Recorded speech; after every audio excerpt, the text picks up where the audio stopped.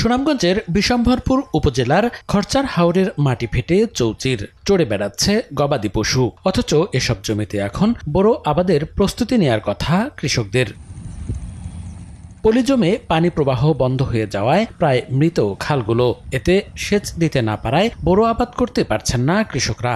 আমরা যে সময়মতো পানি পাই না, যে বেলা লোয়া দিয়ে লোয়া সময়মতো লোয়া দিতে পারি না, ধানও না, পানি ফুকাই যেতেছে, অন্য তো সময় থাকতে আমরা রোয়া দিতাম, অন্য অসময়ে রোয়া দিতেছি। টাইম মতো পানি পাইতো তাহলে এই জমির ফসলগুলি আরো ভালো হইতো আর আমরা খুব ভালো ফলন পাইতাম। এদিকে অনাবাদি জমিগুলো চাষের আওতায় আনতে ধানের বিকল্প ফসল আবাদের পরামর্শ কৃষি বিভাগের। আর অনাবাদি জমি চাষের আওতায় আনতে চলতি মৌসুম থেকেই খাল খনন শুরু হয়েছে বলে জানিয়েছে বিএডিসি। পাশাপাশি দেয়া হচ্ছে সেচ যন্ত্র।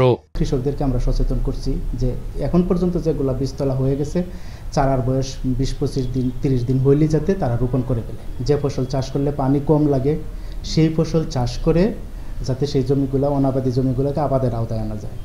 সেই ফসল যেমন সরিষা। ক্ষুদ্র সেচ উন্নয়ন প্রকল্প একটি প্রকল্প গ্রহণ করা হয়েছে। আশা করছি যে পরিমাণ জমি আবাদের বাইরে আছে সুনামগঞ্জে বা আবাদ যোগ্য করা সম্ভব, সেই পরিমাণ জমি আমরা আবাদের আওতায় নিয়ে আসতে পারবো। কৃষি বিভাগের তথ্য, 10,000 হেক্টর পতিত জমি বোরো চাষের আওতায় আনলে প্রতি বছর প্রায় 31,520 মেট্রিক টন ধান উৎপাদন হবে, যার আনুমানিক মূল্য 110 কোটি টাকা।